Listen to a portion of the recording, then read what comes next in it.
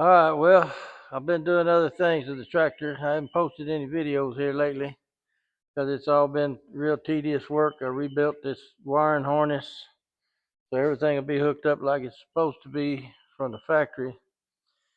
Now I got a issue.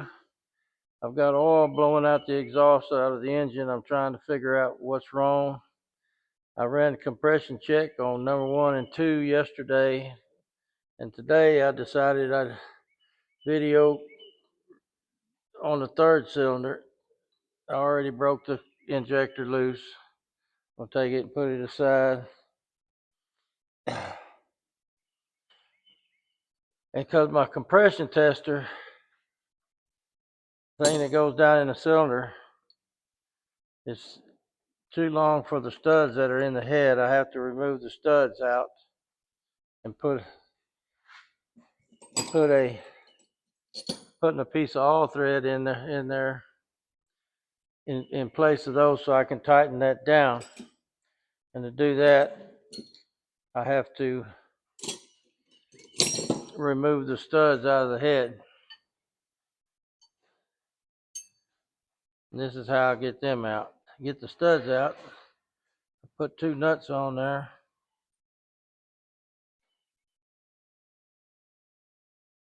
And I'm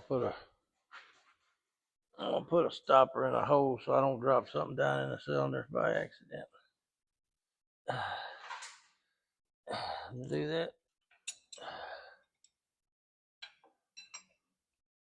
What I do is I tighten these nuts up together, tight. Then on the bottom nut, I just unscrew it. That way the studs come out. A lot of people will take and put a pair of vice grips on this part here and try to get them out that way, but all that does is damage the studs sometimes. It's not a very good way to do it. I do it this way. And you just take the nuts off of it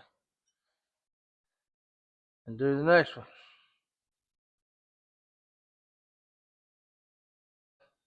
Whenever I put the injectors back in, I'm gonna have to take the injectors to somebody to get them tested to see if they're firing right.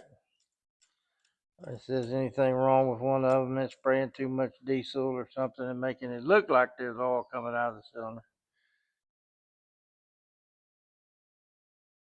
or whatever. Sometimes that'll fool you. I've run into it on a bigger engine I had in the truck, Cummins. It was blowing all out the exhaust. I thought I had a big problem. All I had was an injector injecting too much fuel in the cylinder. And that's all it was.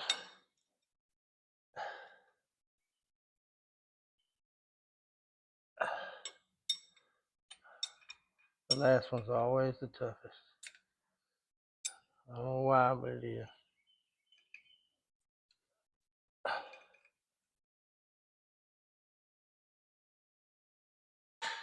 Gotta be careful with these injector lines so you don't bend them or they won't go back on like they're supposed to.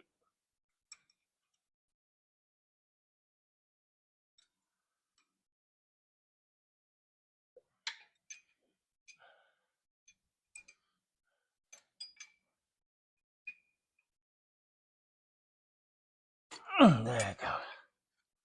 There, give it up. Some of them are kind of tough, some of them ain't.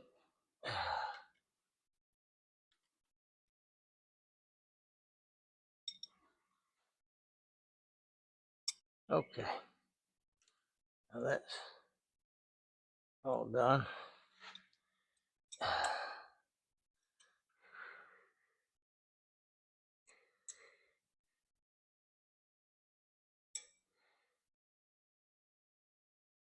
All of those other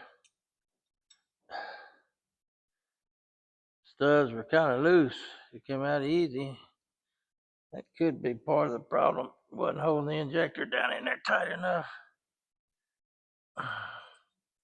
You never know.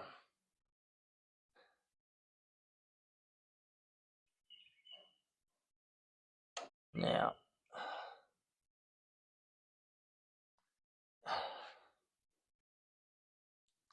got to make sure there's no trash down in there, which there is.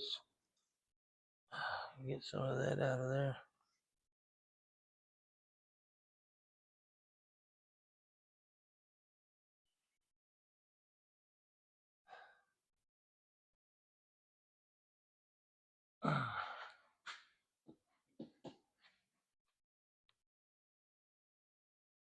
Spray some cleaner down there.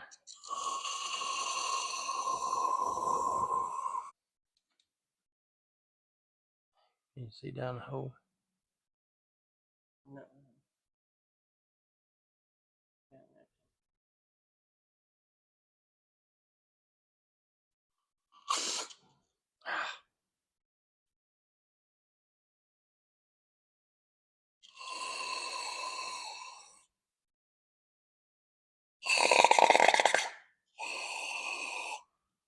Okay.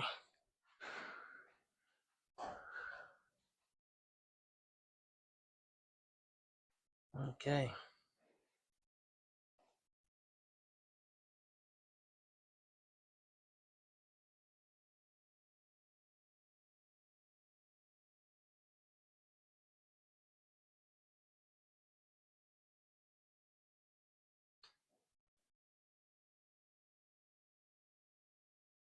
All right.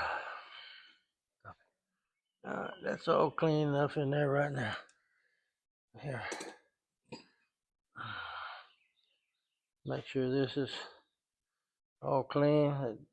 That copper washer, that's what seals it to the cylinder. Okay, now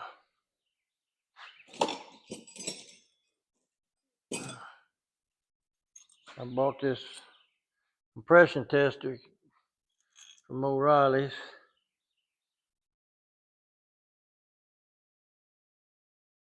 Been wanting one for a long time, but I just never did it. I couldn't get anybody to come out here and do it for me, so I do it myself.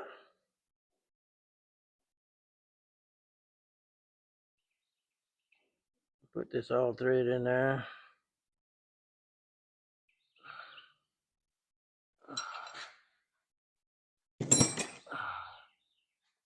And tighten it down. You want to try to tighten it even on both sides, so it doesn't pull crooked in the seat down there.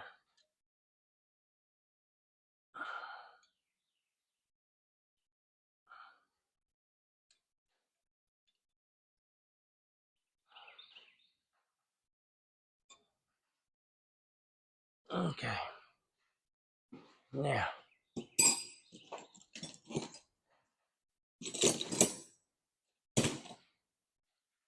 take my gauge, put it on here.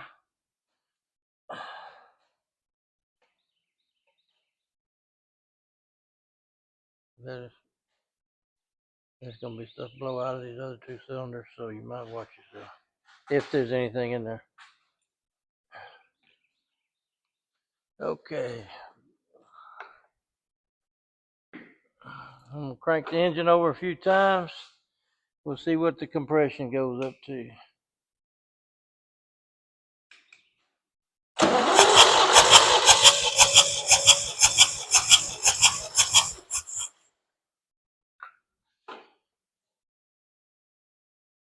Got up to 180 pounds there. We're gonna wait a while and see if it holds pressure up in it.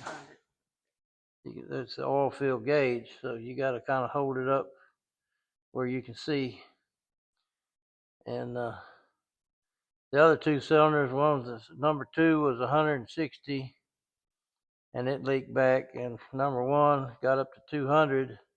In about 30 minutes, it leaked down to 100 pounds psi, which is the blue numbers.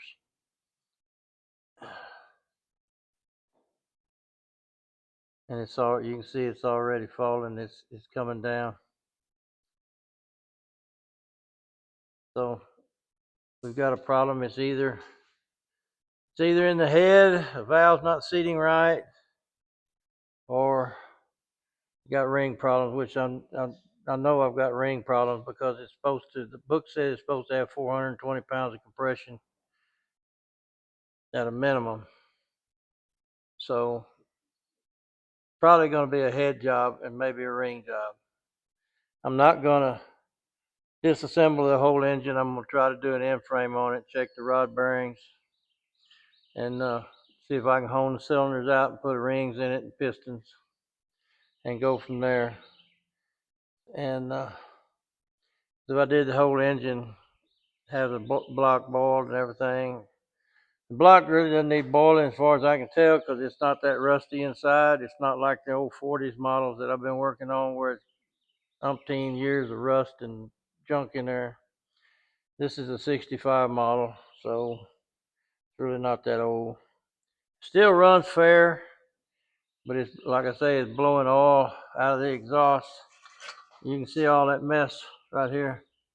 That's nothing but oil coming out of the cylinders right there.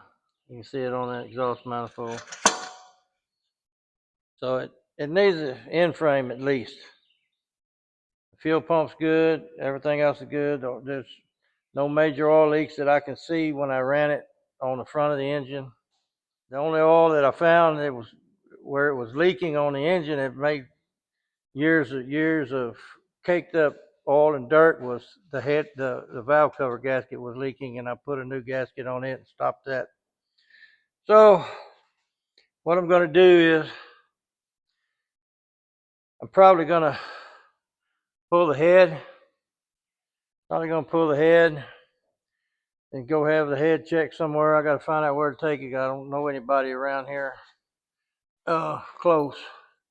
I'm going to do some research, find out who does that kind of work around here, and go from there.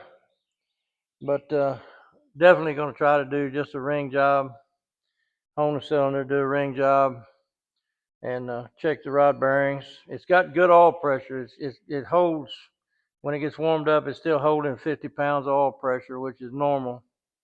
So all that's good. It's just an old engine. It's just wore out. So that's where we stand right now. I'll do another video when I get into it, because I got to take all this off, the front of it off, the radiator, gas tank, got a new gas tank got to come off, and all that. So it's just one of them deals. So like and share, subscribe. We'll be back.